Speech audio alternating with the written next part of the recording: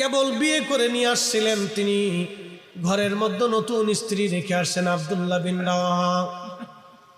আল্লাহর নবী ঘোষণা দিলেন, আব্দুল্লাহ বিন রাওয়াহা আমার মুতার প্রান্তরের 3 নম্বর সেনাপতি। শহীদ হয়ে যাওয়ার পরে তোমরা আরেকজনকে সেনা প্রধান বানিয়ে যুদ্ধ করবা। আব্দুল্লাহ বিন রাওয়াহা ঘরের কাছে গেছে বিবির কাছ থেকে বিদায় নেওয়ার জন্য। ঘরের পাশে যখন গেলেন তখন লক্ষ্য করলেন তিনার স্ত্রী নতুন বিবি বাসর ঘরের মধ্যে বসে বসে কোরআন শরীফ তেলাওয়াত করতেছে। চিৎকার মেরে জোরে বলেন না মারহাবা, হ্যাঁ জোরে বলেন আল্লাহু আকবার। হযরত আব্দুল্লাহ বিন রাওয়াহার বিবি কোরআন শরীফ তেলাওয়াত করতেছে। স্বামী সালাম দিলেন, আসসালামু আলাইকুম ওয়া রাহমাতুল্লাহি ওয়া বারাকাতুহু। কোরআন তেলাওয়াত বন্ধ করলেন। কে আপনি? বলে আমি আপনার স্বামী আব্দুল্লাহ বিন রাওয়াহা। স্বামী আমার ভিতরে আসেন।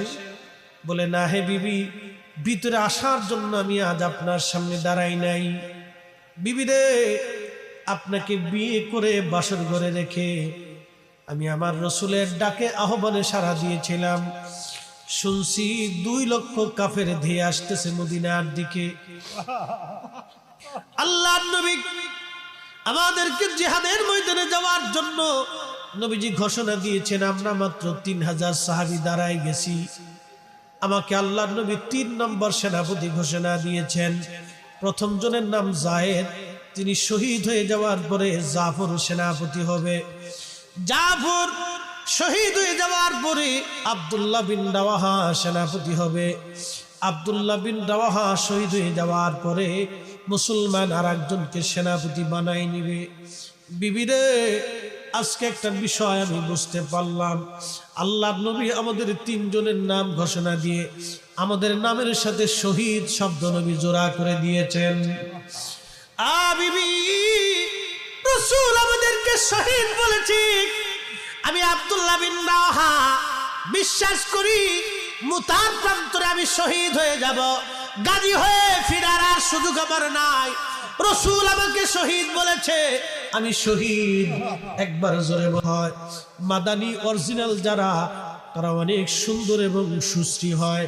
তাদের ছেলেমেয়েরা তারা অত্যন্ত চমৎকার এবং সুন্দর। তাদের আবহাওয়া বড় সুন্দর, তাদের মন বড় সুন্দর, তাদের চেহারাও বড় সুন্দর সুন্দর মাদানী চেহারা। সুন্দরীর বসে আপনি নারী, আপনাকে বিয়ে করে আমি আনছি বধূ হিসেবে জীবন করার জন্য। বিবি আমার, নবী আমাকে মুতার প্রান্তরের 3 নম্বর সেনাপতি ঘোষণা দিয়ে শহীদ ঘোষণা দিয়ে ফেলছে। আমি জানি পৃথিবী উল্টে গেলেও রসুলের কথা চেঞ্জ হবে না। আমি শহীদ হয়ে যাব। বিবিরে, বিদায় নেওয়ার জন্য আসছি। আপনাকে বিয়ে করে আনছিলাম, হক আমি আদায় করতে পারি নাই। আপনি আমাকে ক্ষমা করে দিবেন আর চিরদিনের জন্য দুনিয়ার বিদায় আপনি আমাকে দিয়ে দেন। দুনিয়াতে আর দেখা হবে না, হাসরের মাঠে আপনার সঙ্গে আমার সাক্ষাৎ হয়ে যাবে।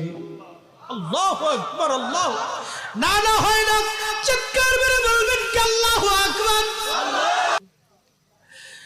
স্ত্রী ডাক দিয়ে বলল, স্বামী, রাসূল আপনাকে মুতার প্রান্তরের সেনাপতি ঘোষণা দিয়ে শহীদ ঘোষণা দিয়েছে। স্বামী আমার, আমি বুঝতে পারছি আপনি কোনোদিন আর গাজী হয়ে ফেরত আসবেন না। আমি বুঝছি আপনি শহীদ হয়ে যাবেন।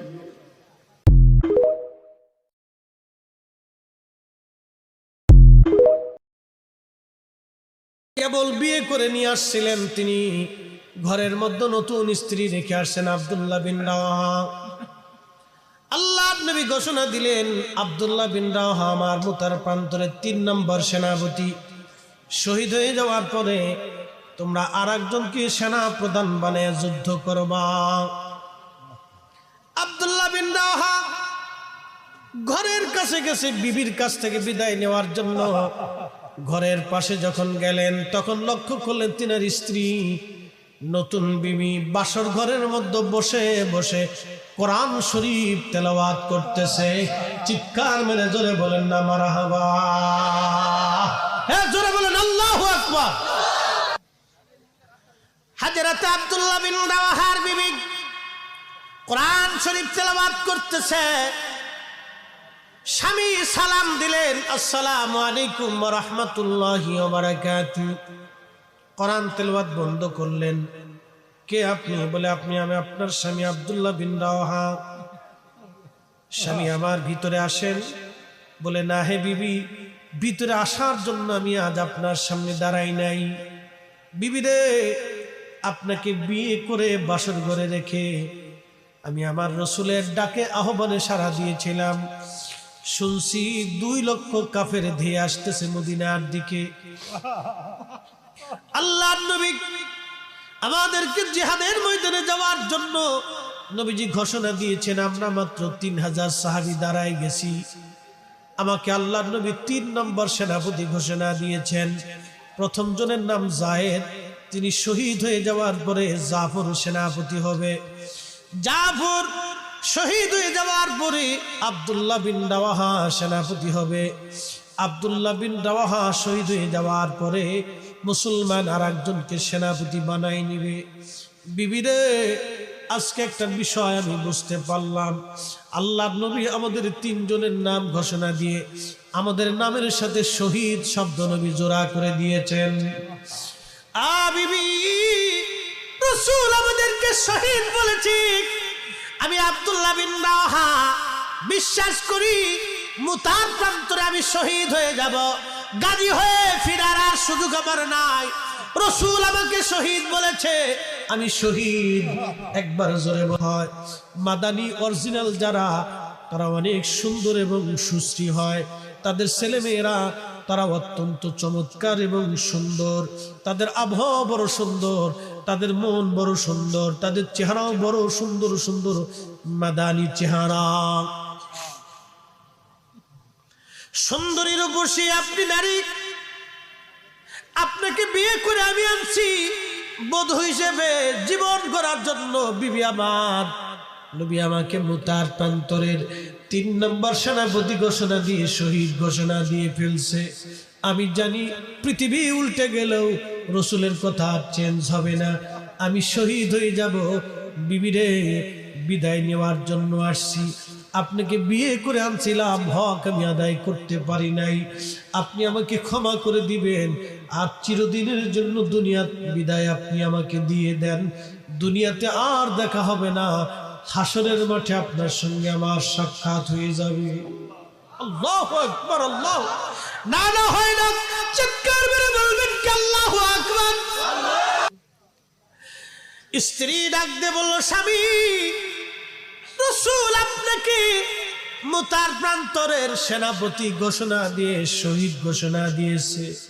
স্বামী আমার, আমি বুঝতে পারছি আপনি কোনোদিন আর গাজী হয়ে ফেরত আসবেন না। আমি বুঝছি আপনি শহীদ হয়ে যাবেন।